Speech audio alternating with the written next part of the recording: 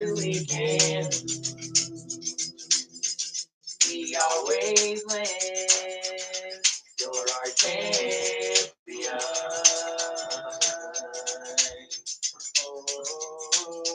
Oh, Yahuwah is the awesome one. There's none like you. With you we win. You're our champion. With you we can.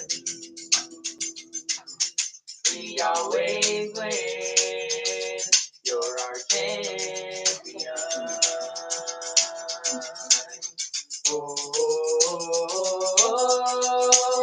Yahuwah is the awesome one.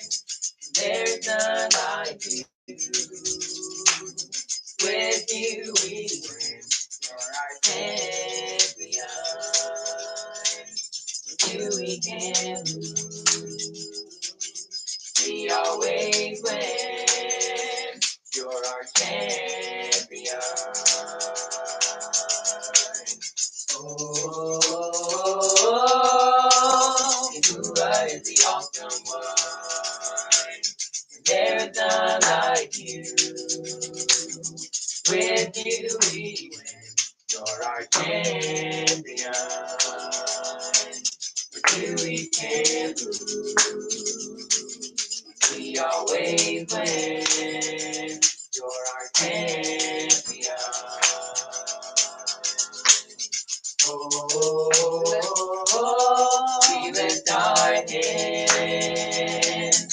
We lift our voice. We celebrate our champion.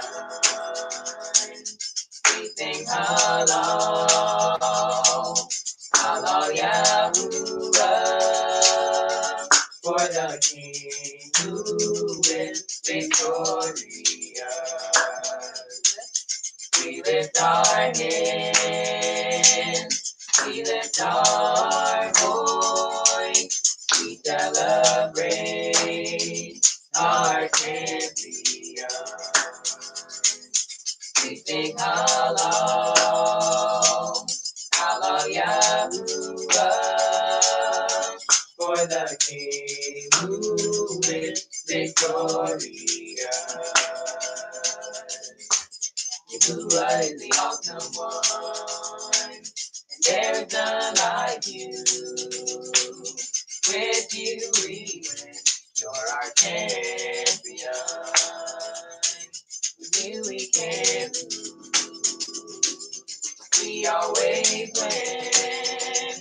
You're our champion. Oh, Yahuwah is the awesome one.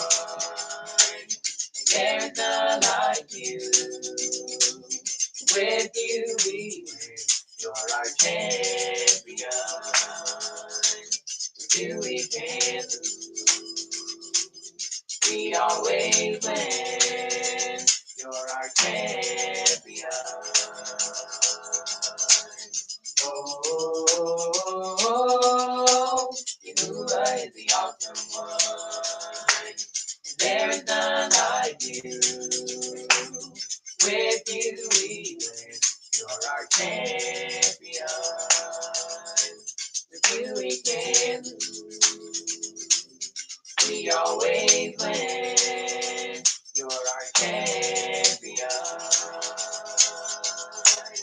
Oh, we lift our hands, we lift our voice, we celebrate our champion.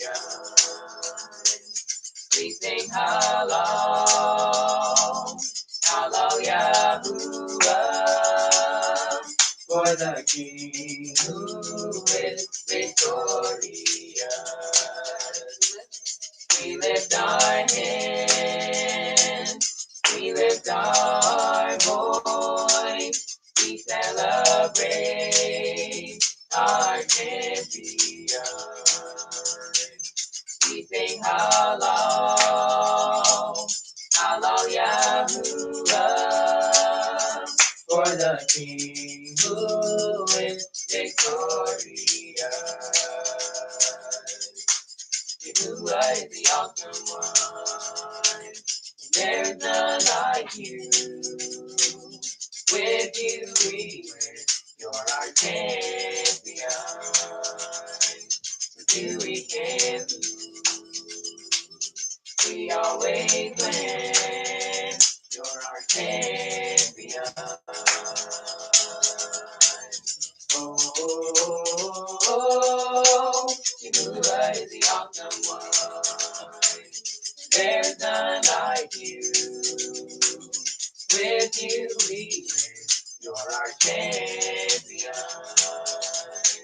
With you we can lose. We always win. You're our champion. Oh, we lift our hands, we lift our voice, we celebrate our champion. We sing halal, halal Yahuwah, for the King who is victorious. Celebrate our champion. We sing halal, halal Yahuwah, for the King who is victorious. Yahuwah is the awesome one. There's none like you. With you we win. You're our champion. With you we can lose. We always win. You're our champion. Oh,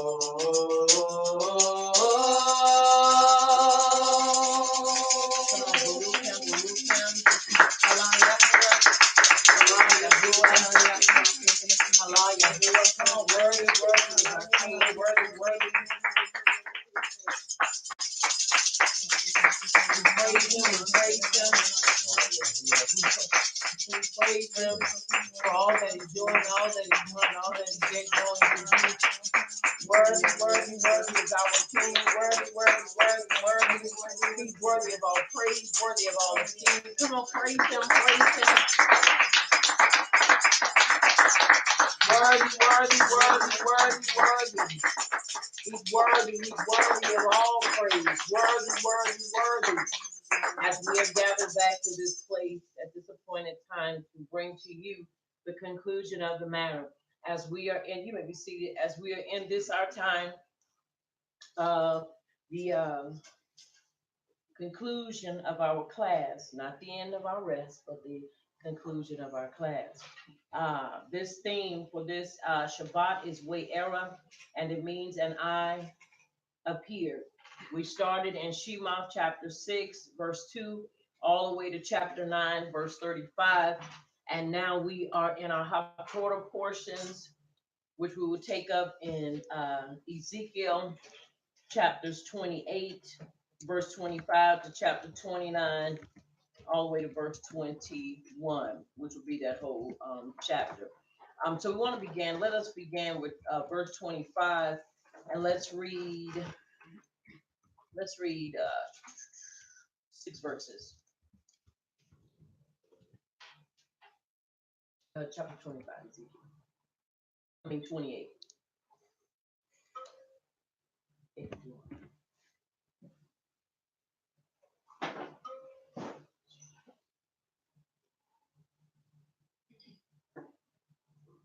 All right, and you have it.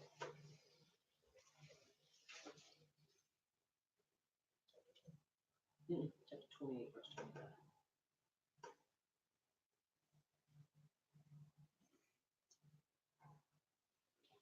Thus says the Master Yahuwah, when I shall have gathered the house of Yasharal from the people among whom they are scattered, and shall be set apart in them in the sight of the nations, then shall they dwell in their land that I have given to my servant Yaakov.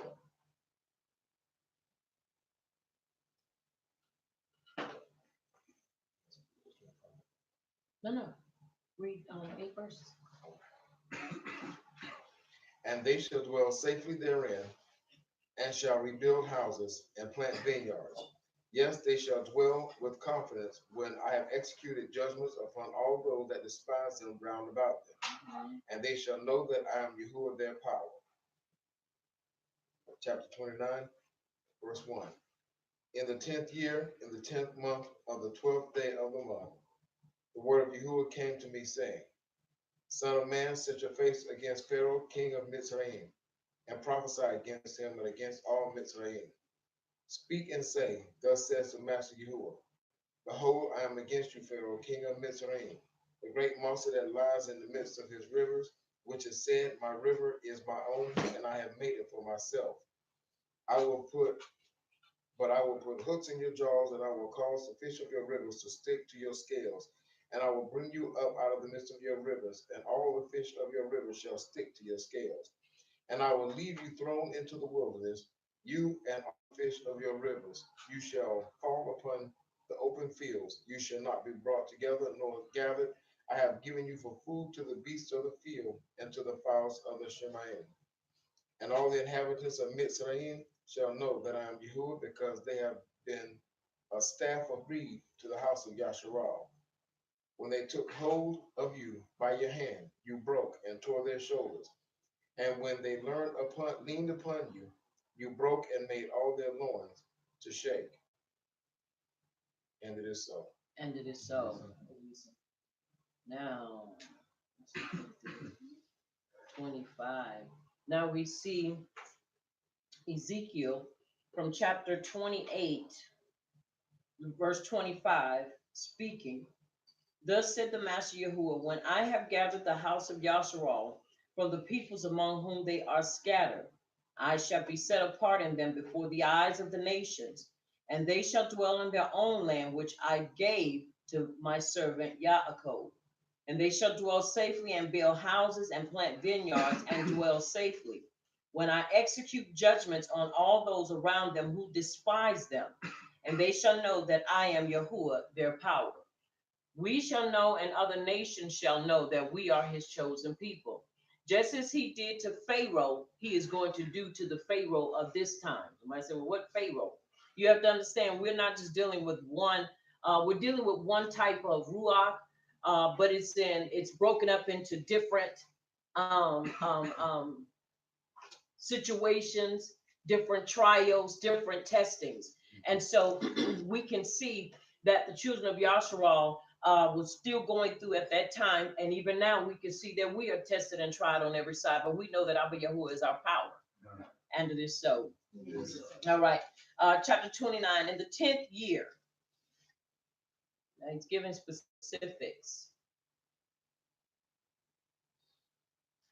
In the 10th year, in the 10th month, on the 12th of the month, the word of Yahuwah came to me, saying, Son of man, set your face against Pharaoh, the sovereign of Mitzrayim, and prophesy against him and against Mitzrayim, all of it. The power, the house of power, which we know Mitzrayim. When you say Pharaoh, Pharaoh is not just a person, but it is a position or a status. And he said, not just against Pharaoh, but against all of Mitzrayim, just like he devastated it in that time. Speak, and you shall say, Thus said the Master Yahuwah, See, I am against you, O Pharaoh, sovereign of Mitzrayim, O great monster, who lies in the midst of his rivers, who has said, My river is my own, and I have made it for myself. He's talking about how he governed himself and the things that he did. Now, you know, they believe that the Nile River was a place of life. They believed that that was a place of life. And as we looked at the all of the plagues that was released on them, each one of them represented a deity that they worshipped and they esteemed. When you look at the Nile River turning to blood, the Nile River was the river of life and the gift of Mitzrayim. The Mitzrayim giver of life, now was the giver of death. Mitzrayim thirsted to shed Hebrew blood. Now Yahuwah was giving them blood to drink. So you have to understand, he came against their lifestyle. As I said, the early part of our class, you have to understand, Abba Yahuwah took them apart piece by piece, strand by strand, and he devastated Mitzrayim. He broke it economically, and not only did he break it economically, but he broke the people in that time because of their deeds. Now listen what he says. I shall put hooks in your jaws, and I shall make the fish of your rivers cling to your scales. And I shall bring you out of the midst of your rivers, and all the fish in your rivers cling to your scales. And I shall leave you in the wilderness, you and all the fish of your rivers. On the face of the field you shall fall, and you shall not be picked up or gathered. I shall give you as food to the beasts of the field and to the birds of the Shemaim.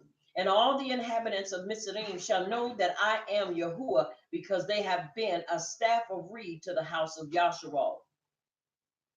Now, in verse 7, when they grasped you with the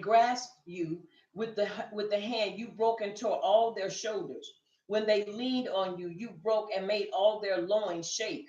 Therefore, thus said the Master Yahuwah, see, I am bringing a sword upon you, and shall cut off you from man and beast. So he's telling them, because of what you've done. Now remember how they treated them. Their whole function, Pharaoh's whole goal and purpose was to tire out the men. It was to tire them out as a people so that they could not multiply. But you have to understand, it was Yahuwah that was doing the multiplying. It was Yahuwah that was the one that caused them to be a people, a nation of people that would multiply and multiply. But their whole desire was to tire out the men, to frustrate the mishpachot, to frustrate the structure, so that there would be no coming together, so that there would be no balance, so there would not be any fruitfulness. But you have to understand, when Abba Yahuwah does a thing, no man and no deity and no other lesser power can ever thwart what he has begun, because he's going to see it through to the end. And it is so. And so he is saying, no, you all are going to know, because remember, the latter part that we read, excuse me, in Shema chapter 9, we see that the Mitzrayim, that they were angry with the children of Yasharal. Are you hearing me? Yeah. After the field, after everything had happened in the field, they were angry with the children of Yasharal. Why were they angry with the children of Yasharal? Because of that which had happened, according to after what had happened in the field. And 9:34. And Pharaoh saw that the rain and the hail and the thunder had ceased, yet he sinned against, and he hardened his heart, he and his servants. So he and his servants at this point, after the seventh plague has been released on them, not only was Pharaoh angry, but also his servants were angry. Because you have to remember, after the boils, after the disease, livestock, the flies, the lice, the frogs is going backwards, and the Nile River turned into blood. By the seventh plague, you have to understand something. They have been truly, literally devastated. But Yahuwah said in that same chapter, he said, I'm going to unleash on them, and they are going to know that I am the true power. Now you have to understand, it's being reiterated. Are you hearing me? Yes. Through Ezekiel, and he is telling them that this is, Yahuwah is telling him that these are the very things that Pharaoh and his people are going to suffer. See, because you have to understand something. And whenever you are dealing in, whether it's politics or dealing in any type of war, war is not just against 2 or 3 politicians and a few people. You have to understand, it's the whole nation that rises up in unity. That is why when people go to war, or when it is a call for arms, you have many people volunteering. Why? Because they understand it's not just the one in leadership that's in this thing. It is us as a nation that is in this battle or in this war. And so Yahuwah said, I'm going to show not just Pharaoh, but I'm going to show all the land of Mitzrayim. Are you hearing me?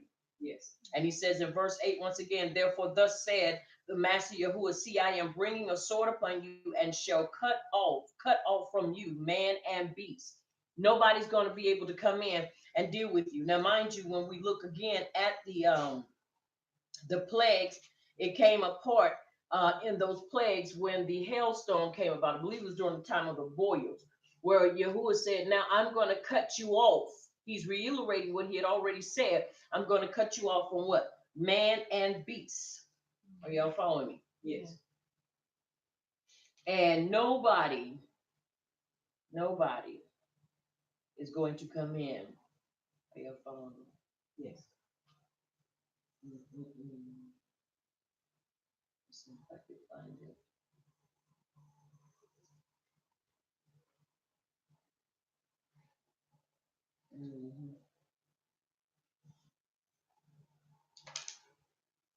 Let's see if I can find it.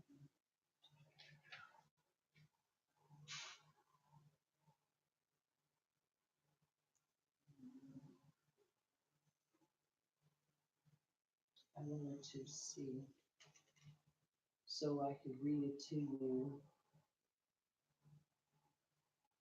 Remember, because he said, I'm going to make a difference between you and the children of Yasharal.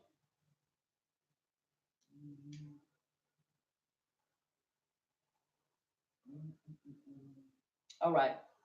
And verse 15 in chapter 9 of Shema. Now, if I had stretched out my hand and struck you and your people with pestilence, then you would have been cut off from the Arids. And verse 16, for this reason I have raised you up in order to show my power, in order to declare my name in all the Arids. You still exalted yourself against my people, and that you do not let them go. He says, see, on tomorrow about this time I am causing very heavy hail to rain down, such has not been in Mitzrayim from the yom of its founding until now. And he told him, he said, now send your livestock in and get everybody in. He said, because if you don't, everybody, all these things are going to come upon you. And not only will the servants die, but also your animals will die.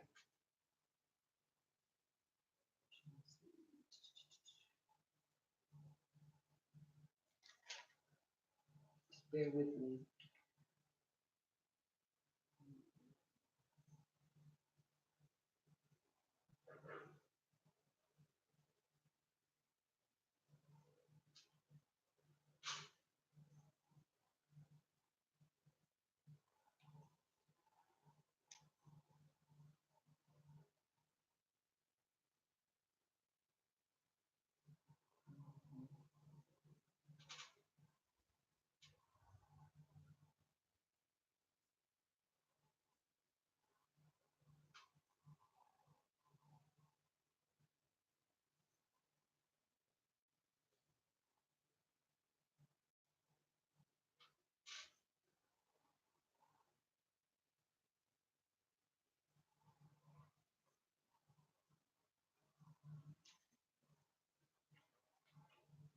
Okay.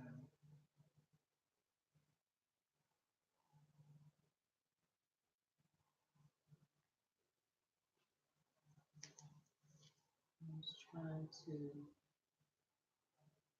find it. Excuse me.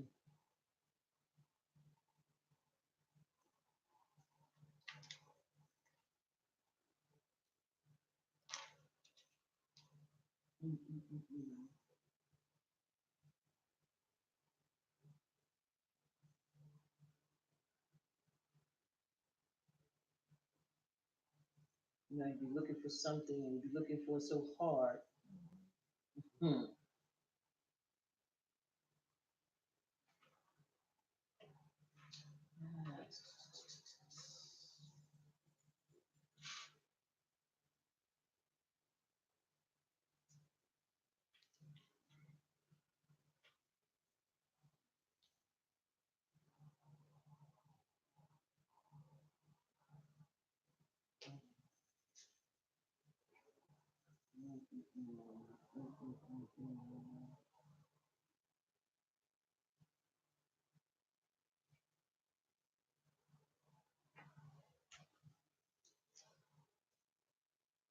Okay, we know in verse 23 of Shema, he puts a distinction, verse 8 and 23, excuse me.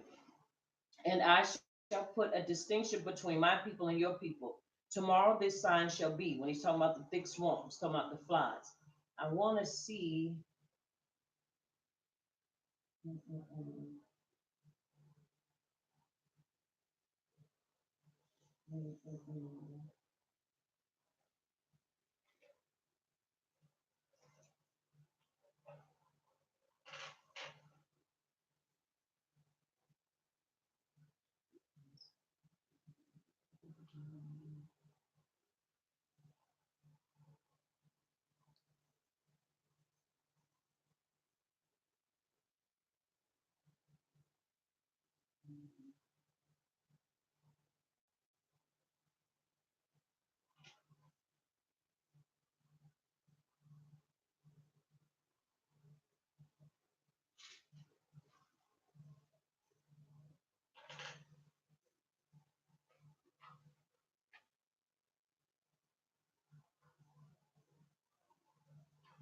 Okay, that's it in verse 19, 9 and 15.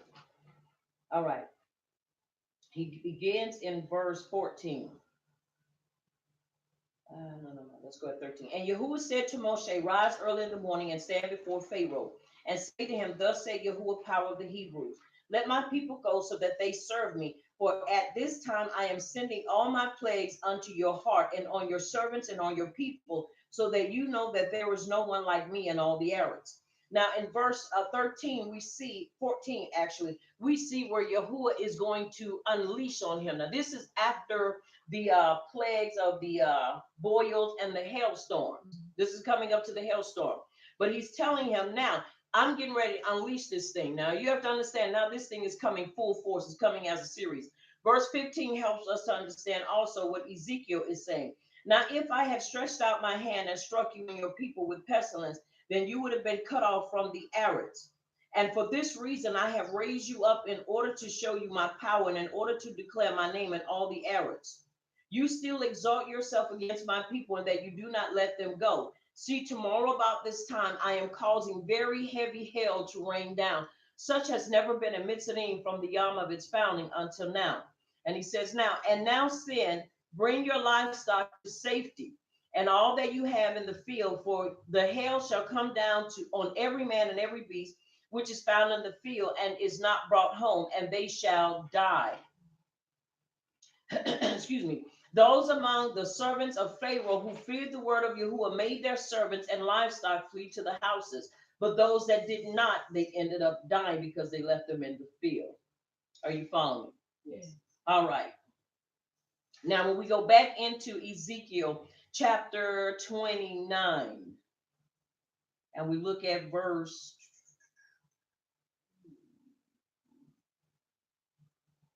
8. Therefore, thus said Master Yahuwah, see, I am bringing a sword upon you and shall cut off from you man and beast. So whenever you are separated from life or you're separated from anybody, what happens? Anytime you're separated, anytime you cut off something, it stops what? Circulation. It stops movement. It stops life. And anytime you are cut off from these things, guess what happens? It stops your productivity. It stops production. It stops the flow of things. So he's cutting them off and he's letting them know this is what's going to happen. Are y'all following me? Yes. Very important for us to understand that. Now in verse 9 it says, and the land of Mitzrayim shall become a desert and a waste, and they shall know that I am Yahuwah, because he said, the river is mine and I have made it. Are y'all following me? Yes. Now, once again, you have to understand Pharaoh, who actually thought he was a match with Abba Yahuwah, found out in the long run he was not. He was not. And so Yahuwah dealt with him accordingly. This is why when you see this, now we know Pharaoh was not a deity, but you have to understand they esteemed him in such a manner that you would believe that he was a power. Now understand what I'm about to say. He was to people a very powerful and strong power.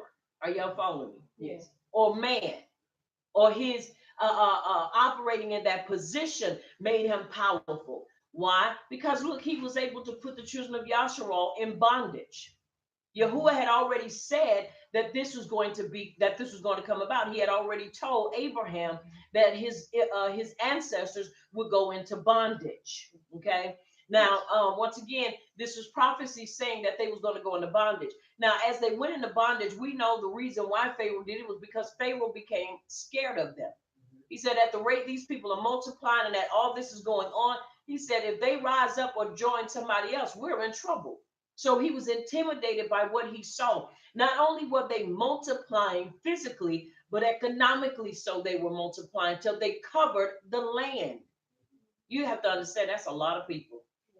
That's a lot of people. And we're not talking about sick, maimed, feeble, and you got a lot of people, but a lot of people without purpose. That's not what I'm talking about. These people had purpose, and when he saw them, he saw greatness in them. When he saw them, he saw power in them. When he saw them, he saw intelligence. When he saw them as a people that intimidated him. Are y'all following? Y'all still with me? Yes. It's important that we understand when he looked out and saw the children of Yasharal, what did he see? And why was it so important to him to put them in bondage?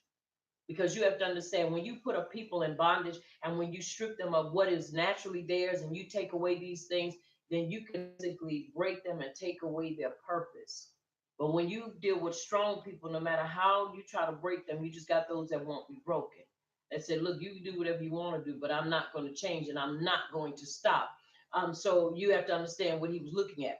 But as we look at Ezekiel, this is what we see. And so look once again, and the land of Mitzrayim in verse 9 shall become a desert and a waste. So what does it, I'm about to say, what did it look like? What does it look like over there now? Say it again. Wasteland. Say it louder. A wasteland. A wasteland. This is prophecy. This is why when you get to hearing people, excuse me, talk about Mitzrayim, and even talk about Yahshua, talk about Jerusalem, talk about the place of our land, our place of abode. They say, who wants that old dry, dusty land? Who wants that? Well, you have to understand the reason it looks that way is because we are not over there. Why would it be flourishing and prospering when we are not there? The true owners of it. It's just like if you see a person in a house, you have to understand there's a difference between a house and a home. A home flourishes because of its owners or owner. A home is, when you live in a home, you show it a hob, so it's going to be different. When you live in a house, you understand it's not yours because you don't own the rights to it or you don't own the deed to it. So it's a place, I'm not saying you tear it up and you let it, become dilapidated or, or anything of that nature, but you take care of it. But it's not a home, so the feel of it is going to be different than that of a buyer. Are y'all following me? Yes. It's going to be different. When you are renting, because you understand this is somebody else's property. Yes, you're going to take care of it. And you're going to do, you would take care of it like it's your own, but you are still limited. Because see, to take care of it like your own, I'm going to paint the walls. I'm going to put some paneling up. I'm going to speckle the walls. I'm going to hang, instead of having lights, and I'm gonna put ceiling fans and the lights in it. Are you following me? Yes. I'm gonna build a fish tank in the wall. You can't do that when you rent somebody else's home because you're a renter. They may not want all of those modifications to their home, but when you are a buyer, there's a different feel. There's a difference because you're going to take care of it. Not only are you going to take care of it, but watch this, it's going to take care of you. Your home will take care of you in so many ways. That's why when you don't take care of a home and you don't show it a hob, it'll die. But a home that's lived in and that where a hob is, it will live, and guess what? It'll take care of you just like you take care of it. Are y'all following me? Yes. Very important for us to understand that. So the reason I made that analogy is because you have to look at what's going on now, and not just in Mitzrayim, but even over there in Yasharal. Why does it look the way it looks? Because it's not being taken care of. They're just occupying it because they know they're squatting on it. It's not really theirs. And it is so. It is so. Verse 10. Therefore, see, I am against you and against your rivers, and shall make the land of Mitzrayim an utter waste, and a desert from Migdol to Suena, as far as the border of Cush. No foot of man shall pass through it, nor foot of beast pass through it. Neither shall it be inhabited for 40 years. And once again, he gives us another number, gives us a reference point to begin and end. And I shall make the land of Mitzrayim a desert in the midst of the lands that are waste. And among the cities that are ruined, her city shall be a waste 40 years. And I shall scatter the Mitzrayim among the nations, and I shall disperse them throughout the lands. So the same thing he did to the children of Yasharal, he did to the who? To the Mitzrayim. Are you following me? Yes. All right, let's read, please. Reading at verse 11. Verse 13. 8 verses. Yes. Yet this is what the sovereign Savior says. At the end of 40 days, I will gather the Mitzrayim from the nations where they were scattered. I will bring them back from captivity and return them to Upper Mitzrayim, the land of their ancestry. There they will be a lowly kingdom. It will be the lowliest of kingdoms that will never again exalt itself above the other nations. I will make it so weak that it will never again rule over the nations. Mitzrayim will no longer be a source of confidence for the people of Yasharal, but will be a reminder of their sin and turning to her for help. Then they will know that I am the sovereign Yahuwah. In the 27th year, in the first month of the first day, the word of Yahuwah came to me. Son of man, Nebuchadrezzar, king of Babylon, drove his army in a hard campaign against Tyre. Every head was rubbed bare and every shoulder made raw. Yet he and his army got no reward from the campaign he led against Tyre. Therefore, this is what the sovereign Savior says. I'm going to give Mitzrayim to Nebuchadrezzar, king of Babylon, and he will carry off its wealth. He will loot and plunder, and the land is paid for his army. I have given him Mitzrayim as a reward for his efforts, because he and his army did it for me, declares Yahuwah. On that day I will make a horn grow from the house of Yasharal, and I will open your mouth among them. Then they will know that I am Yahuwah. And it is so. And it is so. All right, beginning at verse 13.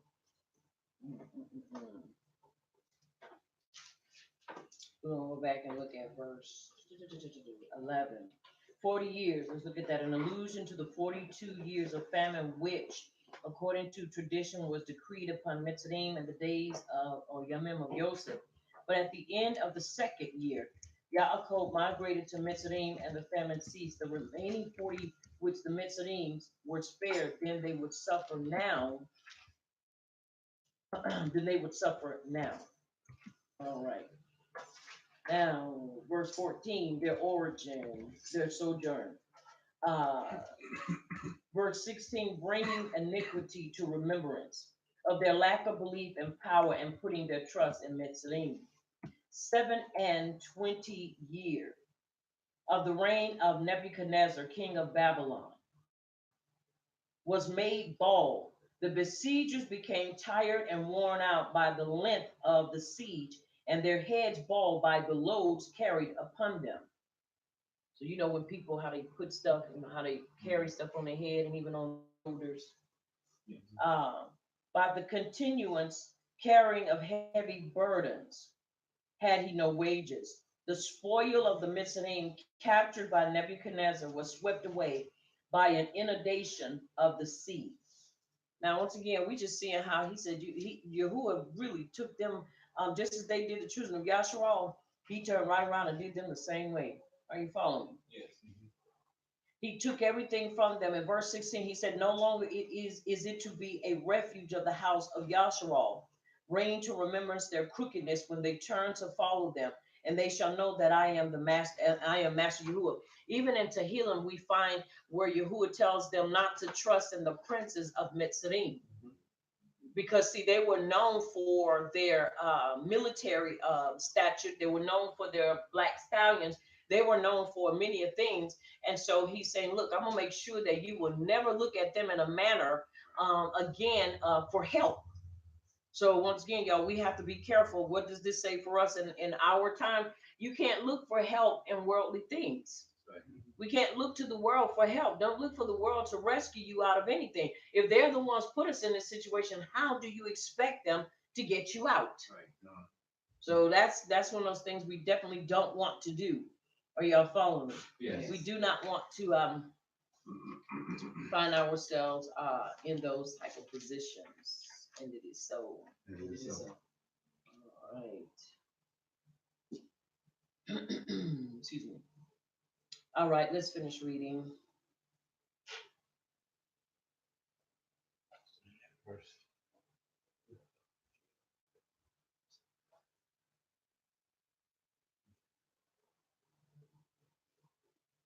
You can start at 19. You can go expounded on. You can still start at 19. Verse 19, and it reads, Therefore, thus said the Master Yahuwah, See, I am giving the land of Mitzrayim to Nebuchadrezzar, sovereign of Babel. He shall take away her wealth, take her spoil, and remove her pillage, and it shall be a reward for his army. I have given him the land of Mitzrayim as a reward for his labor, because they have worked for me, declares the Master Yahuwah. In that day I shall make the horn of the house of Yasharal to spring forth, while I open your mouth to speak in their midst, and they shall know that I am Yahuwah. Is it chapter 30? Okay. And And it is so. Now, once again, look at what he says. Verse 20 is amazing. I have given him the land of Mitzrayim as a reward for his labor because they worked for me, declares the Master Yahuwah.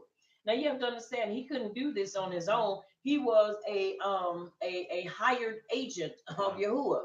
You have to understand there are some ways and things about Abba Yahuwah that we still yet don't understand and know. But this one thing we do know, he will put out a contract. He will hire contract killers and contractors on you if you ain't careful. It's true. He hired, and here we know in the English is Nebuchadnezzar, but here it's Nebuchadrezzar, sovereign.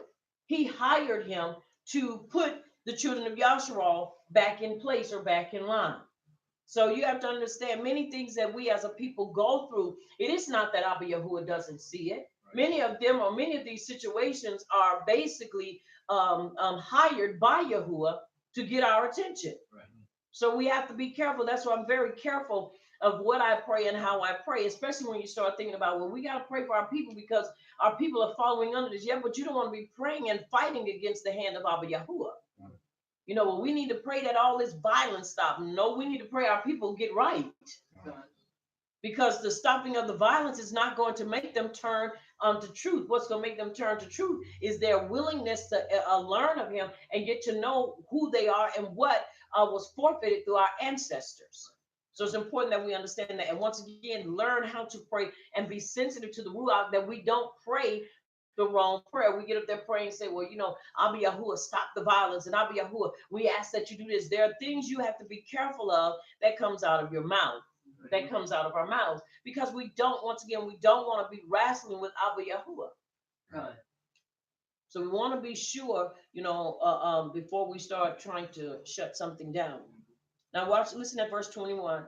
In that yom, I shall make the horn of the house of Yasharal to spring forth, while I open your mouth to speak in their midst, and they shall know that I am Yahuwah. You have to understand something. When Abba Yahuwah makes an entrance, he makes an entrance. When he makes an exit, he makes an exit. Mm-hmm. This is why it is important that we build a healthy relationship with him and don't allow anything, are you following me? Anything or anyone to cause us to forfeit that. Are y'all hearing me? Yes. All right. Now let us go into our Brit Hadasha portions, Romaiah chapter 9, beginning at verse 14. While you're turning that, I want to read this last thought. Verse 20, they wrought for me. Because of the evil they wrought unto me, and becoming the unreliable support of Yasharal. 21, a horn to shoot up, alluding to Cyrus, who is termed Yahuwah's anointed, that is the Mashiach. And you can see that in Yashiyah 15, 14 and 1, 14 and 1. Opening of the mouth. When the people see the words of the prophet fulfilled, and this is why you have to be careful, and this is why unless he gives us something to say, there's nothing said except we continue to reiterate what we already know. If he's not giving us anything new, then we don't bring anything forth new. We continue to give that what he has already given unto us. Now it may be new to some because some may have not really heard it, or listen at this, taking the initiative to listen to what he is saying to us as his people. So it's not new to him, but it's possibly new to us. Our Brit Hadasha portions, Romaiah chapter 9 I'm gonna start at verse 14. We have it in this.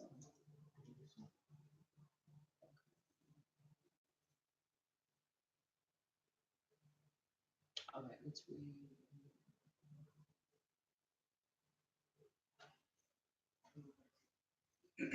Let's do 6. What shall we say then? Is there unrighteousness with Yahuwah? Yahuwah forbid. But he says to Moshe, I will have mercy on whom I will have mercy, and I will have compassion on whom I have compassion.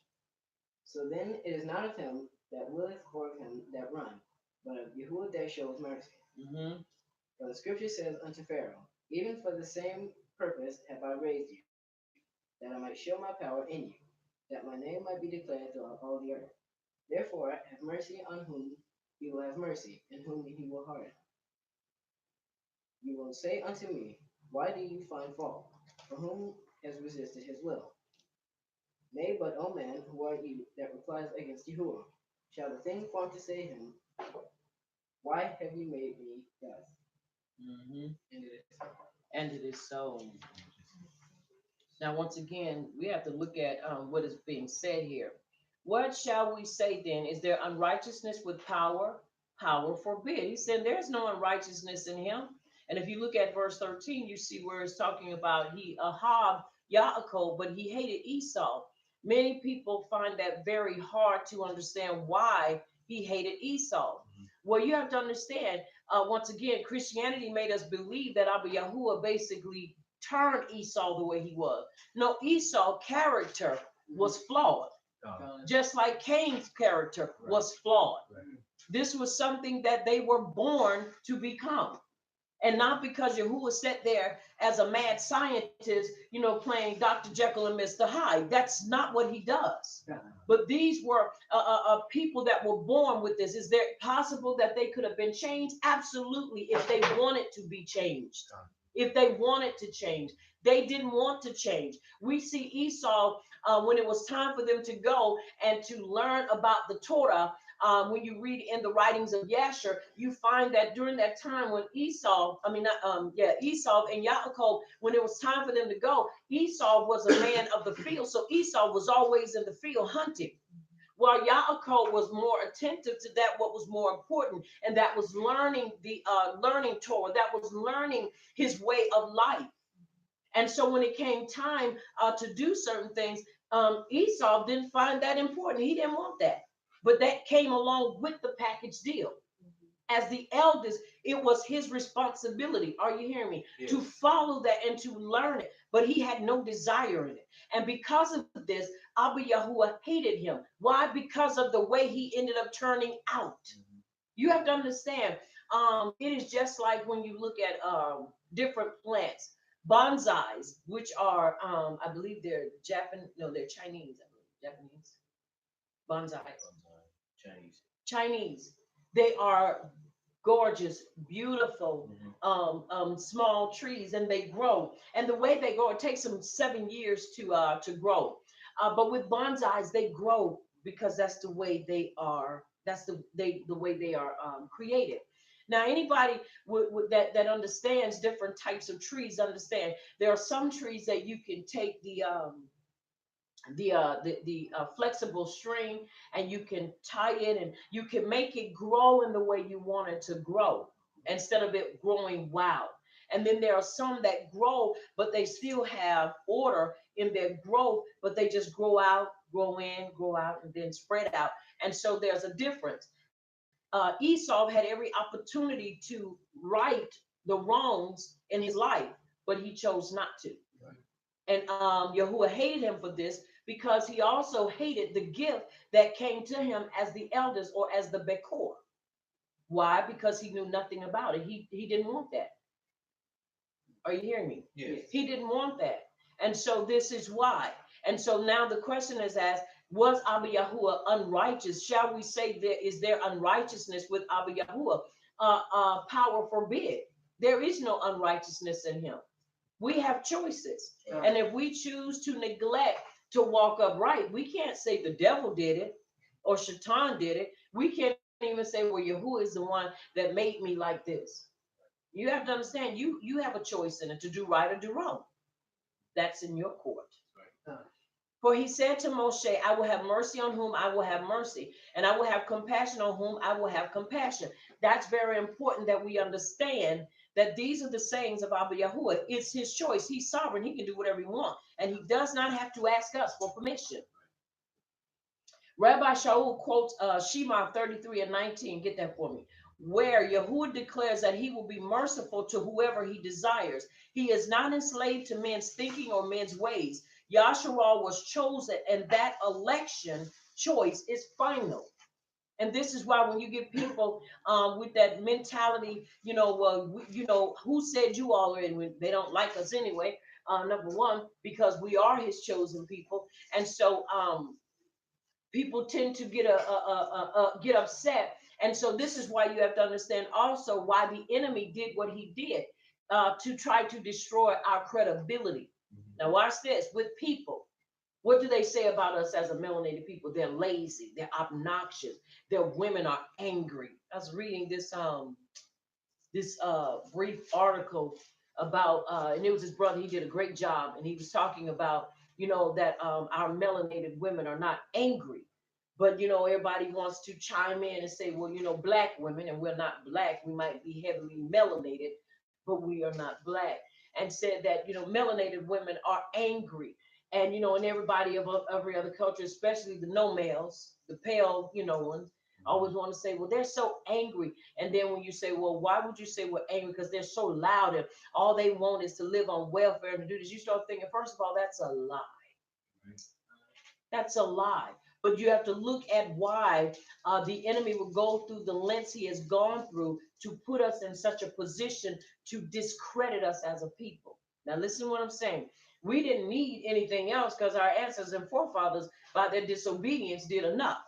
But watch this. We are still chosen. So what they would desire to do, what the enemy would desire to do through them, is make us look bad and not credible. But you have to understand, it's not by our works. He chose us because he has an aha for us. So, but for them to say, well, what is it about them? Look at how the slaves did. They're lazy. They're bums. No, our people were never lazy, and we're still not lazy. But you take a man and you work him 24 hours, almost daily, and then you expect him to produce and do certain things. You're a fool. Right. Because the body can only do so much. Now, let me tell you something. You got some of the brothers out there that are strong as an ox. And they can push, but the body can only endure so much. So they would put us in these positions to make us look like we are lazy. We don't want anything. It might be a fact that some of our melanated sisters are on welfare, but what is the truth behind them being on it? Right. When her soon-to-be ish is gunned down, or her ish or her boyfriend is locked up because of a misdemeanor. Now he's serving all this time because the judge looks at him and says, well, we need to teach him a lesson. Now he's in jail for something stupid for 20 or 30 years. Now who's going to help take care of her and her children? And if she is any type of Ema, her mentality, I don't want to put them in the system. I just don't want nobody, any and everybody over them. So now what do? You make the best of life. And you do what you have to do. I commend these sisters that have started their own businesses from their homes doing hair. And then people want to talk about, well, they need to get licensed. No, they don't. License for what? But people want them to do that. Why? Because anytime you get a license, you are now controlled by the one that licensed you. Exactly, in text. So we have to understand there is a system that was never created to give us a break. It was always created to keep us in a position to be in a hole. You have to understand, I also saw a post that talked about while they were making us go to school and forcing our people to go to college, they were causing them to go buy shops, get their businesses up, and getting businesses. And half of the ones in there, they just get the stuff and sell it. Well, they want you to be a chemist. They don't know nothing about no. All they know is this does what? Okay, put it on the shelf. Right. We was asking somebody about something, and they was like, I don't know. I'm like, well, I ain't gonna say what I said, but I'm like, really? But you gonna sell it, but you don't know what it means or what it's for? Right. So what are you doing? You're just selling merchandise. Mm-hmm. But when it comes to us, they want us to have 5 degrees. They want us to be chemists. They want us to do all of that. But you have to understand, all that was a ploy to burn our people out. Right. Now, I understand I'm not against education, but I'm for education that is rightly for us. Right. For us, not an educational system that was geared to always keep us at a place to fail. Yep. Oh. Now, that's not what we're for. But we are not angry. You have to understand, many women are frustrated. Many women are tired. They're tired of living that life, and then the system tells them, well, in order for you to do this, you got to do that. In order for this to happen, and then they say, well, he was killed, and this, that, and the other. And then, well, it's almost like, well, it's not our problem. But you're the reason why I'm in this position. Right. Are you following me? Then everybody want to say, well, if he was gunned down, he was selling drugs. Well, if he had a gun for a reason. You better have one nowadays. It's true. You don't know who's going to be trying to run up on you and try to snatch you. The song say, stole you quick, like what? Stole you quick. You got to be careful. You do. Mm-hmm. And so you have to understand, these are the lies and the rumors that have been put out on us as a people. For people to look at us, look at what they're doing. Yeah, you see the things, and it hurts my heart to see our women, Yapa women, to exploit themselves in the manner they do. Right. But we ain't got to share it. You ain't got to share it for everybody to see. Right. That's the stuff you squash. You don't have to share it with everybody. Everybody know what they twerking. Everybody know they, twisting their behind backwards and forward. But that's something we shouldn't have to share with everybody and say, this is a shame. I mean, hell, we know it's a shame. Right. Are y'all following me? Yes. But then the way you keep it from being exploited, you squash it. Have you noticed you don't ever hardly see none of them putting their people out there like that? They cover their people. We be the number one people. Go ahead, try to expose them more. We know it's wrong. Stop putting it up there. Shut it down. When it comes to your door, close it. You don't have to push that envelope to the next level. So it's important for us to understand that. But once again, he is saying, I will have compassion on whom I will have compassion. Did you get that for me, 33? Okay, read that for me. Shemot chapter 33, verse 19. And Yahuwah said, I will cause all my greatness to pass in front of you, and I will proclaim thy name, Yahuwah, in your presence. I will have mercy on whom I have mercy, and I will have compassion on whom I will have compassion. And it is so. And it is so. Read that part again about his name. Go back to that part in that verse.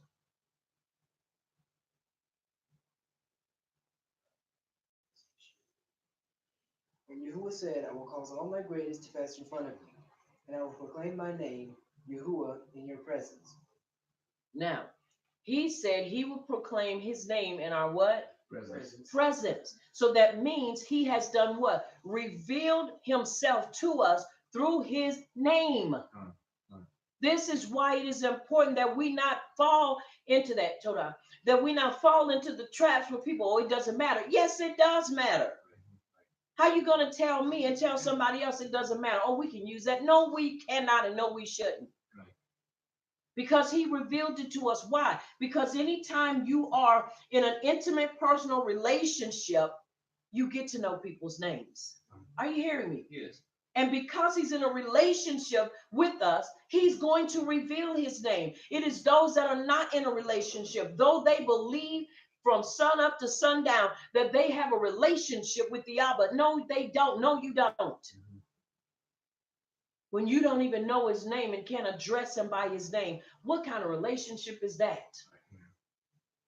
Are you following me? Yes. How are you going to build a relationship, a friendship with somebody and you don't know their name? Right. You call them Aka or Cody all the time.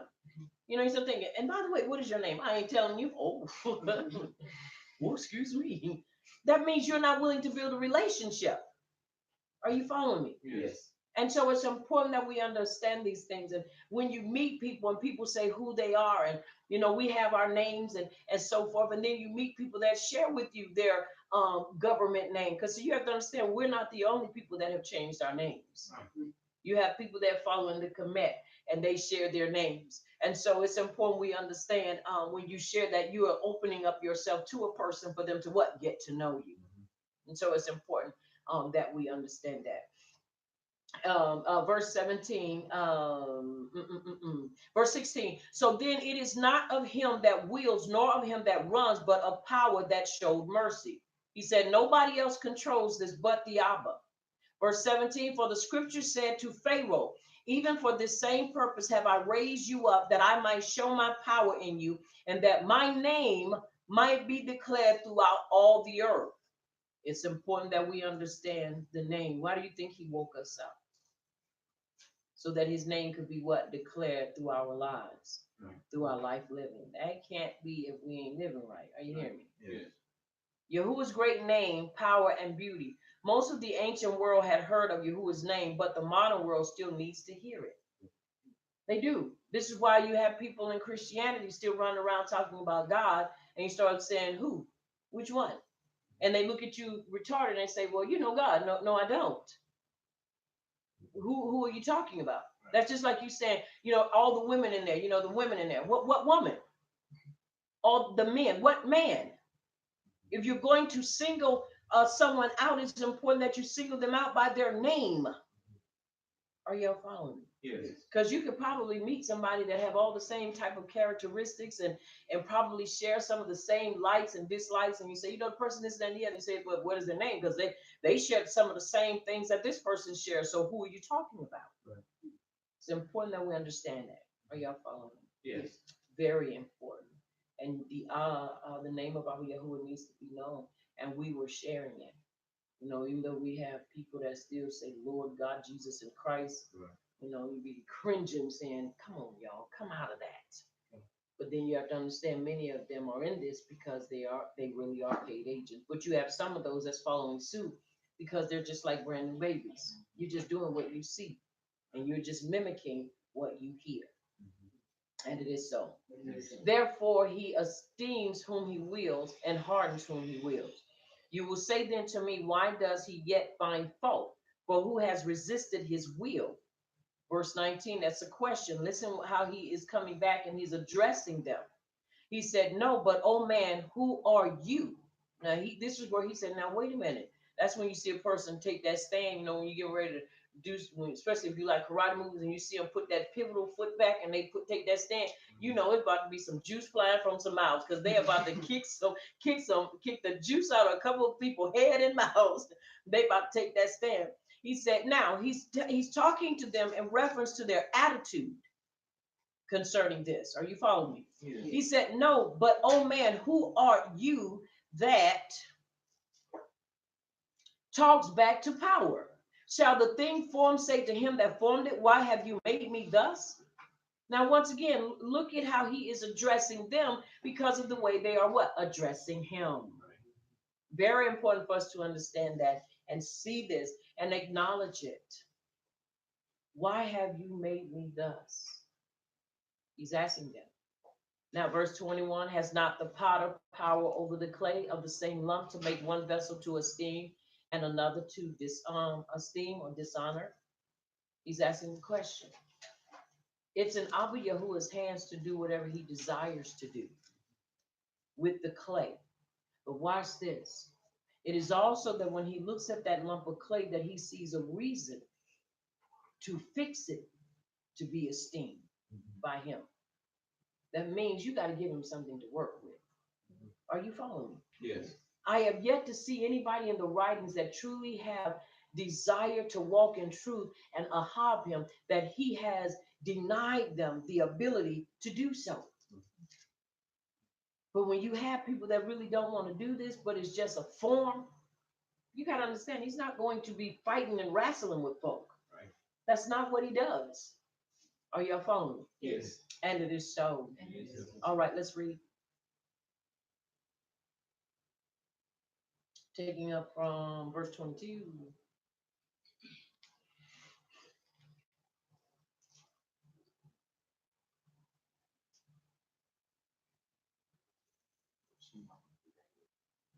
Ramaya. chapter 9, verse 22. Yeah. Okay.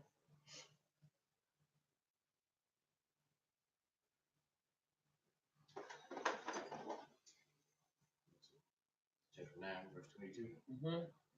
9 verses. Yes.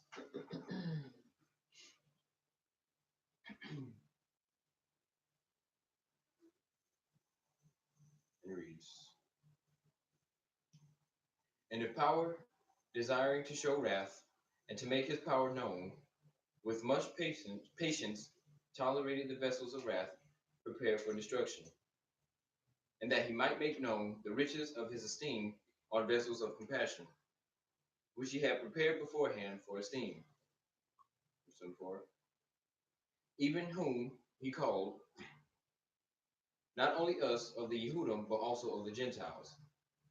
As he says in Hosea 2, I shall call them my people, who are not my people, Mm-hmm. and her beloved, who is not beloved.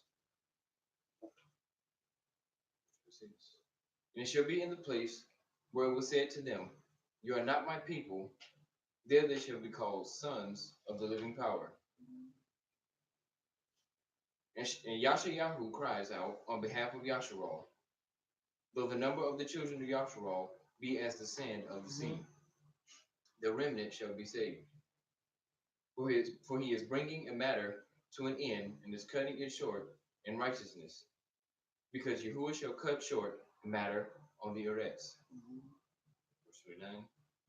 And as Yashayahu said before, if Yahuwah of hosts had not left us a seed, we would have become like Sodom, and we would have been made like Amorah. What shall we say then? That Gentiles not following after righteousness have obtained righteousness, even the righteousness of belief. And it is so. And it is so. Now, let's go back because Rabbi Shaul said a mouthful and everybody always fighting against him, saying, well, he's against the truth and he's speaking something new. He's constantly coming back from the writings, from the prophetic writings. He always reiterates and he always reaffirms the truth that was already heard. Are you following? Yes. What if power willing to show his wrath and to make his power known, endured with much long suffering the vessels of wrath fitted to destruction? Now let's look at that fitted. The word fitted is the Greek katarizizo, and it's from Strong's G2675, which means first fitting themselves, meaning man does not have a choice and has nothing to do with predestination. Are you hearing me? Yes. We had nothing to do with that and nobody else did. It was Abba Yahuwah's will and desire, and he chose us because he wanted to. Are y'all following me? Yes. And that's just the end of that discussion. And when you try to get into debates and you try to answer people and you try to basically go in and be trying to explain to people why this and that and the other, that's where you end up falling short. Now we can show them in chapter 28 of Debitum the curses because of us being disobedient to him. Even when you go to Debitum chapter 7 verse 6, I always get that. I want to make sure I always say that right. Chapter 7 6. Where it talks about us as a special people. Yep, chapter 7, verse 6. For you are a set apart people to Yahuwah, your power. Yahuwah, your power, has chosen you to be a people for himself. Treasured possession above all the peoples on the face of the arid. He chose us because that's who he wanted. And therefore, he made his choice. Excuse me. And that's it. That you cannot, once it has been given, there's nothing else we can add to it. Are y'all following me? Yes. Nothing else to be added. Now listen at verse 23. And that he might make known the riches of his beauty on the vessels of mercy, which he had afore prepared to beauty. Once again, he prepared us to magnify and esteem us. Even us whom he has called not of the Yehudim only, but also of the Gentiles. Now, this is where people, especially when you are talking about universalism, this is not a universal way. This is not a way of universalism. In parentheses, it has Ibram people. meaning the scattered tribes, the 10 tribes that were scattered. Are you following? Which are the northern tribes, right? Yes. Which are the northern tribes. This is important for us to understand, because then we start trying to throw everybody within that framework, saying that you it, you it, you it, you it. No, you have to understand, when he said Gentile, he's talking about us as a people. He's talking about us. Why would he call us Gentiles? Because we were not living according to our way. We were living as Gentiles. We were living a people far removed from our culture. Does that make sense? Yes. Far removed from it. Why? Because we were not taught it. We're just now learning it. Because those of us that are getting into truth. Now, those that were born into this truth and their Abbas and Emas were walking in it, those were the ones that were the remnant. That's the seed. Are you hearing me? Yes. Those are the ones that Yahuwah preserved throughout all of this foolishness and craziness, not the ones that went about and created outside platforms. Are you following me? Yes. Those types of things. And so forth. Watch this now, verse 24, finishing it up, verse 24. Now, the mercy of Yahuwah is available to both 12 tribes of Yasharal and those that will come in. And listen what it's saying. The Gentile world has to be grafted into Yasharal, not vice versa. So when we talk about the grafting in Romania, I believe it is in chapter 11, it's important that we understand it is not us being grafted in, but it is those that will come in and say, hey, this is truth. I want this way of life. You now are grafted into this, into us. Right. Remember, he told the woman at the well, and I think it's in 4:20 or 5:20 of Yehukanah, he said, salvation is of the Yehuda. It is important that we understand that. And these are things that people pull and move so that we will never understand truth behind this.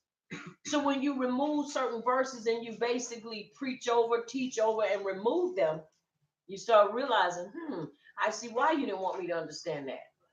Because now that keeps me displaced and removed out of truth. Are you following me? Yes. So it's important that we understand.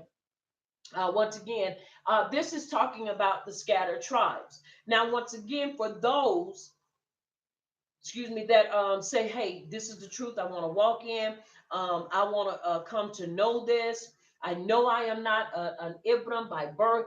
I know I'm not Abru by birth. I know I'm not Hebrew, same word. But the bottom line is, I want to walk in it. Now, watch this. You could become a part and you could be grafted in. But the problem comes in is when you find them wanting to come in and now wanting to take over. You don't want to sit and learn and follow. You want to come in, learn, and lead. Are y'all following me? Yes. Which is wrong. That's not the way this is supposed to go. Now, in verse 25, as he said also in Hosea, I will call them my people, which were not my people, and her Ahab, which was not my Ahab. Now, once again, we were not his Ahab. Why? Because we were not walking in truth. This was passed down to us through our ancestors. He shows here that the ones that are now receiving mercy are the house of Yasharal, the 10 tribes who were one time cast off as no longer his people. So Rabbi Paulus sees fulfillment of the writings of Hosea. Very important for us to understand that. And you have to understand, if we would really examine, some of us examine our lives, we will see that we have all at some point in time encountered people that were walking in truth. And even those that may have had the name, they said Yahweh instead of Yahuwah, they still had, watch this, the right concept. They kept the Sabbath, they kept the feast. Are you following me? Yes. But they called him by that which we understand to be the conventional name, Yahweh. Now, when I was a little girl, we lived in California near the Bay Area. And I remember my great aunt taking us, because we would always stay in church. No matter where we were, she always wanted to make sure we stayed in church. And I remember her saying, these people were people that followed Yahweh. And I remember going, and they would have Sabbath. I remember them having their head covered, and I remember different things. And I remember going to their class, to their services, and so forth. But I remember that name. But as you grow up and go older, now watch this, that seed is planted. Right. Grow up, but you still, because we were so inundated with church, God, and Jesus, that was pushed down. Yeah. But watch this, it was still a seed planted. When I turned, excuse me, when I was in my teenage years, about maybe 13 or 14, the same thing, I came into contact with another person that was spreading the news about Yahweh, and they were in Louisiana, and they were called the Yahwistics, and they had the thing, and we were told that it was the devil and it mess up your mind and all this stuff, and so we were afraid of it. And they had books. I wish we would have had an opportunity to look at those books, but because we were following the advice and instructions of the one who was over us, so we gave the material back, and you rebuke the devil, and help my mind so I don't end up falling into this deep pit of blackness, and we're falling into this place of deception, and so we don't want to be walking in darkness, and so we obeyed and we gave it back. But one of the things I remember that our neighbor said, he said, y'all go to church, and he said, you're trying to contain him in a building, and it can't be so. He said, you talk about the Holy Spirit, he said, but the name is not the Holy Spirit. And he began to say it was the Ruach. At that time we're thinking, okay, that sounds too Kemet. Then Ruach, okay, no, we can't get into that. You understand what I'm saying? But the point I'm making is that if we be real with ourselves, at some point in time in our lives, we have all encountered something that has caused us to think, take a double look at life, how we were living it when we were in Christianity. Remember when we were in Atlanta and we went to that ministry, and that man was saying Yahweh, and he prophesied to me? He didn't believe in women preachers. When we first got to Atlanta, and we went, and he was downtown in a storefront. Josh, you wouldn't remember because I was pregnant with you. You will remember. But we were there, and they did not say God and Jesus. He said Yahweh, and he said Yeshua. Yahweh and Yeshua. And he would talk, and he believed in keeping the Sabbath, and he believed in doing that, but he also would have service on the first day. And so you have to understand, once again, he always allowed us to have some type of contact that will constantly make us think. Because you have to understand, no one, not anyone, will be able to say, I didn't know. No one will be able to say, I never heard of that, because you will be telling a lie. You'll be telling a lie. But he made sure that I could say personally that I was exposed to it. And so now, as I continue to dig deeper, I have a desire to keep digging. I have a desire to keep knowing more, because that seed was planted.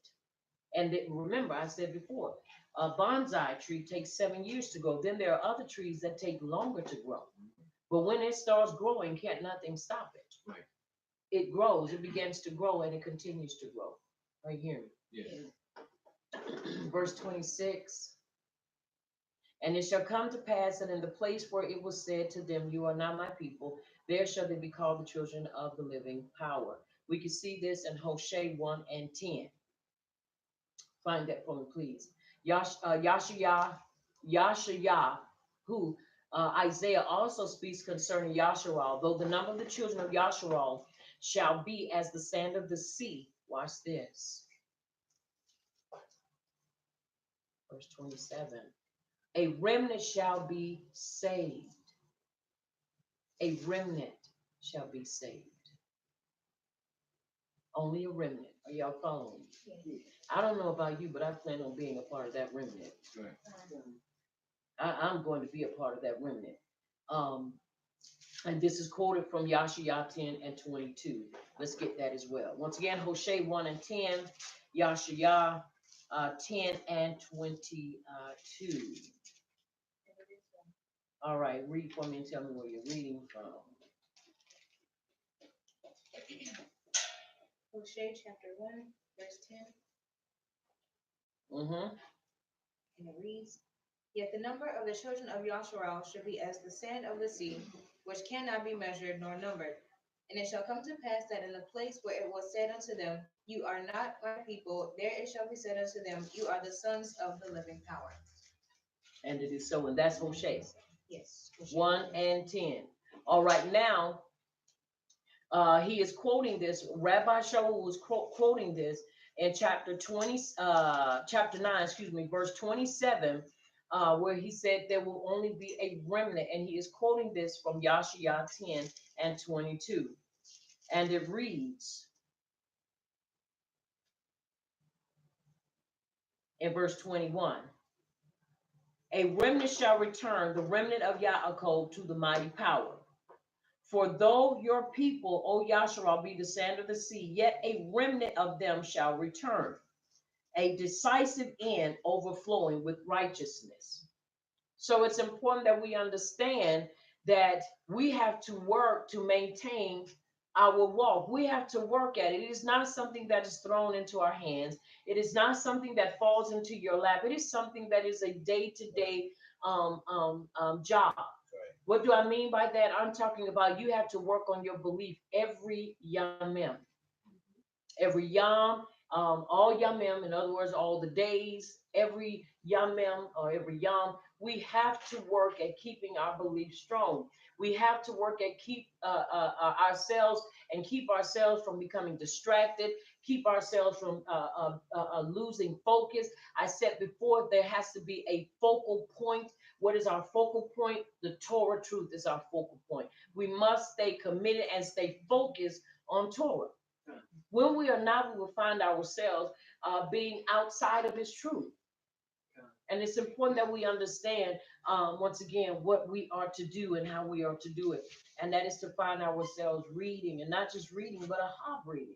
You know, when you read, I like what I'm reading to put myself there. I like to put myself there at the scene of the things that took place. Put me there, Abba Yahuwah. Let me experience what they experienced. And we can, because it becomes what? More real to us.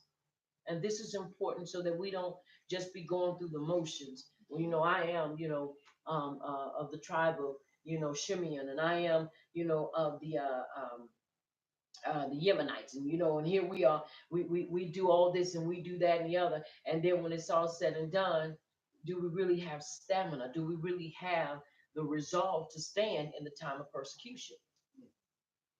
Are we willing to stand?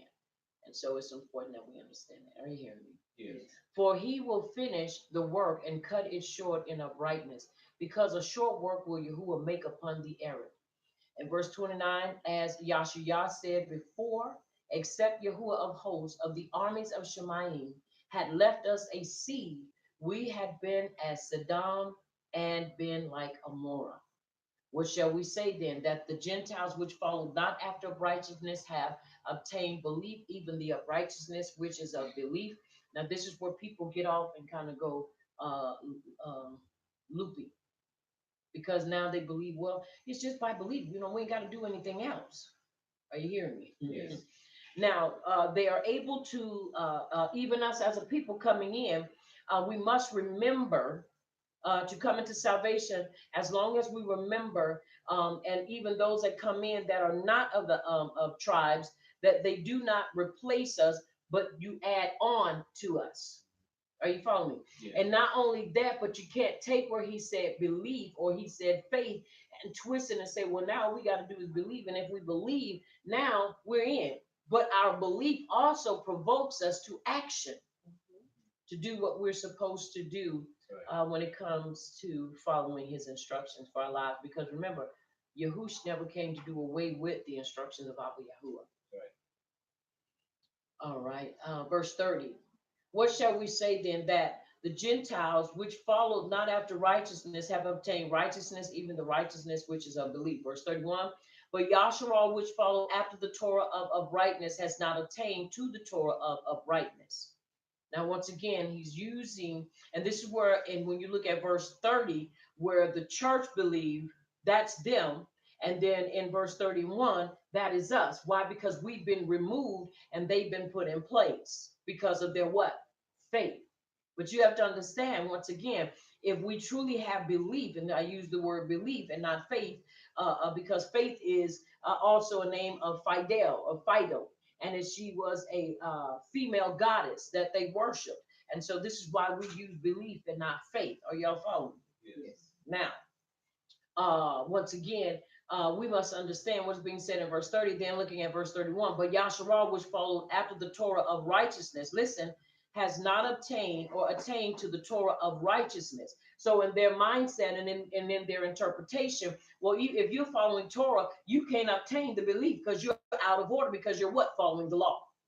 See, when you look at that, can you see where they can misinterpret that? Yes. This is why we have to be careful how we interpret these things. Are you following me? Yes. Rabbi Paulus takes this commandment from Moshe to show that to keep Torah by belief is to seek after uprightness or uprightness. It is important that we understand that you don't have Torah here and uprightness over here. You have Torah and uprightness like this. Right. You can't have Torah and not be upright.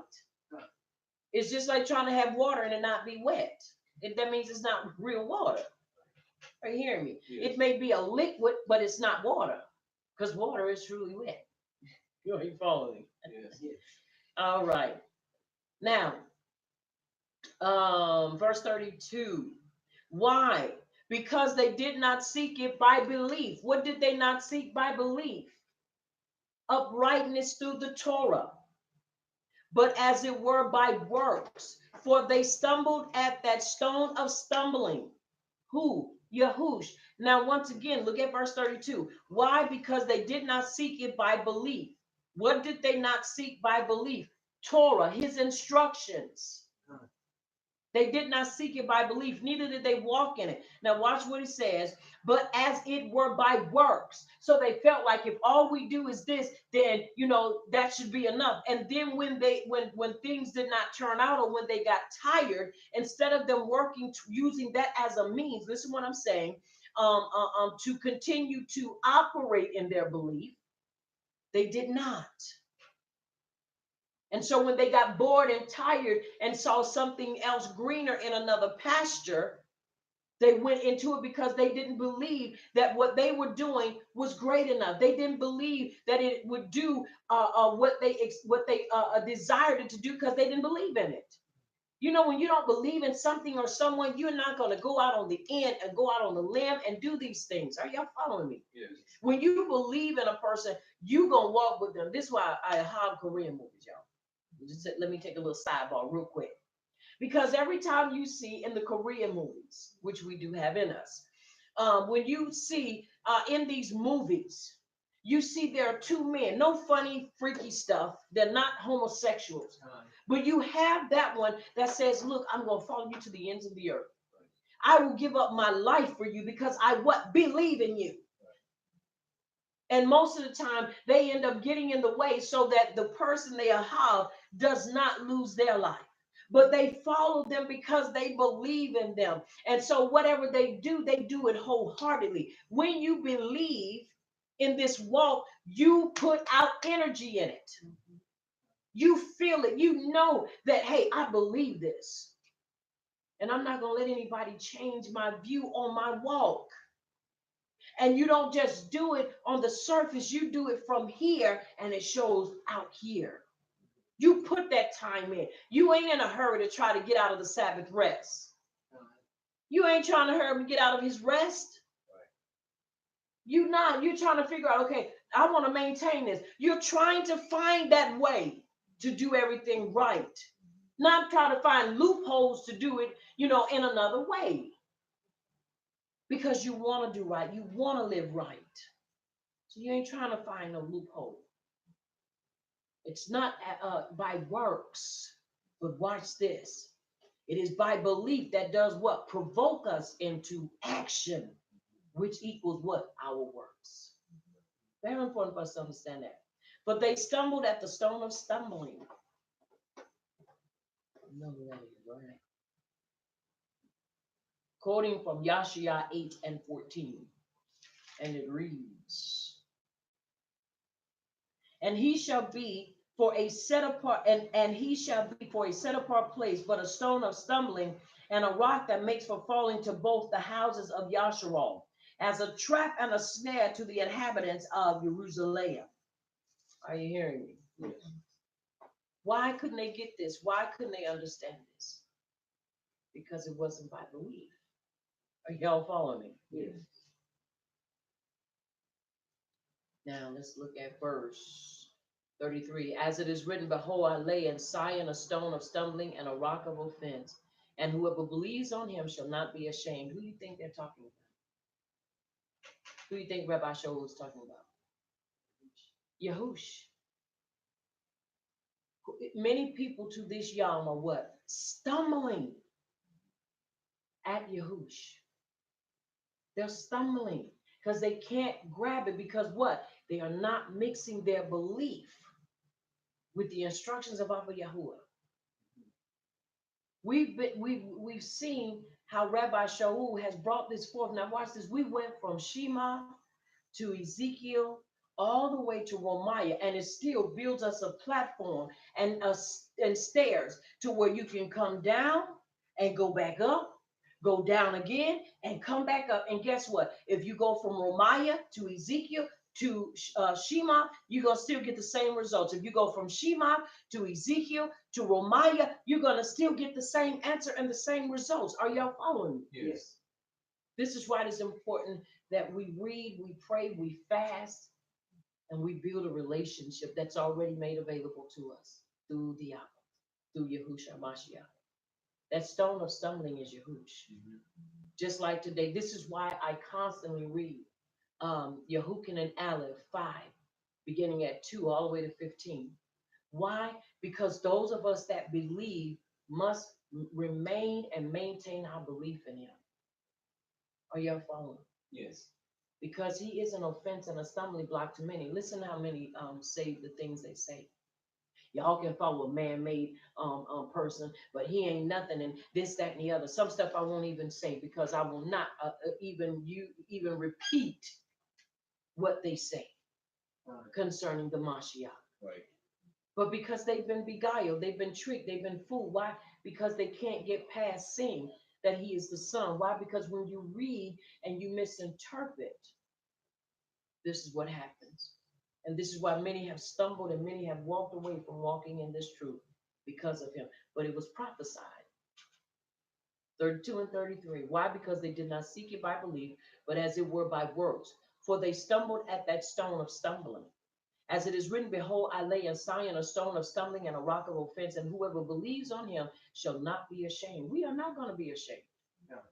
Because we believe on him. Are you hearing me? Yes. Why? Because those that believe on him have what? Everlasting life. We possess everlasting life. And so it's important that we understand that. All right, our last verse, we're going to quote from Yashia 28 and 16, where he said, we will not be ashamed. And you can take this to the bank. Are you following me? Yes. Yes. 28 and 16, and it reads, therefore, thus said the Master Yahuwah, see, I am laying in Zion a stone for a foundation, a tried stone, a precious cornerstone, a settled foundation. He who trusts shall not hasten away. Are you hearing me? Yes. In other words, we're not going to run away, and we're definitely not going to be made ashamed because we trust in him. Are y'all following me? Yes. Last verse, and next, not next, I'm sorry. And Yehukanan, which is my favorite, chapter 5, excuse me, verse 10, Yehukanan Aleph 5 and 10. We're going to close out with this. The one who believes in the Son of Yahuwah has the witness in himself. The one who does not believe Yahuwah has made him a liar, because he has not believed the witness that Yahuwah has given concerning his Son. Verse 12, jump to 12. He who possesses the Son possesses life. He who does not possess the Son of Yahuwah does not possess life. And those that do not possess life are going to be what? Made ashamed.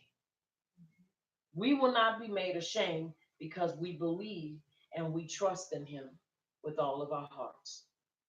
We may have issues, We may have some deficiencies, but we yet believe we're working on them daily. Are you following me? Yes. Yeah. That's why we take the tea of life. What is the tea of life? What is the bread of life? This right here. This is our bread of life. Are you hearing me? Yes.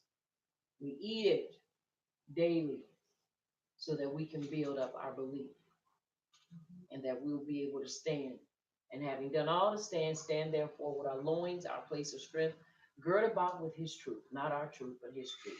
I pray on this, Layla, that the uh the scrolls, the writings of Abba Yahuwah have found you and have encouraged your heart to continue to push on, continue to fight the great fight of belief. Let nothing and no one bring to you a new message, but let them, if they can't bring to you that what is, I won't say of old, but that what is original and from the beginning, then you don't want it. Because we can't afford in the hour and in where we are right now to be beguiled and be misled. It is important that we fight and we continue to push forward and stand. And when you know, encourage somebody else to stand, encourage somebody else to hold on. Because many people, they tried to come to me with that. You know, we've been beguiled, we've been deceived. No, you've been deceiving. You keep that mess over there with you because you don't want to listen to reason. Are you following me? That's like somebody coming into your house telling you, you know what, this ain't your house. No matter how much you show them, no, my name is on the title. My name is on the title. It's still, but I mean, there's something else with that, but we'll talk about that another time. this, this ain't your house. It is my house. Understand it? Technically, it is my house. It's my house. I'm living here. I'm paying taxes on it. So, but you let them uproot you and move you out of your house because of something they've seen and some kind of notion they've got in their head. Anybody, you be like, you don't get your rusty, crusty, dusty stuff up out of my house. Talking about this ain't mine. You better. Are y'all following me? Yes. But I encourage you to continue to seek the heart of Abba Yahuwah through Yahush, our Mashiach, and continue to enjoy the rest of your Layla.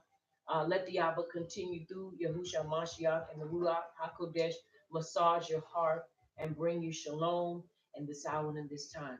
I also pray that you make preparations to be a part of the Pesach, Peshat, Passover, and make your way there to celebrate and to commemorate this time. And we're looking forward to having a great time and doing what Abba Yahuwah has put in our hands to do. I ask that you pray for us as we prepare to go and make it ready.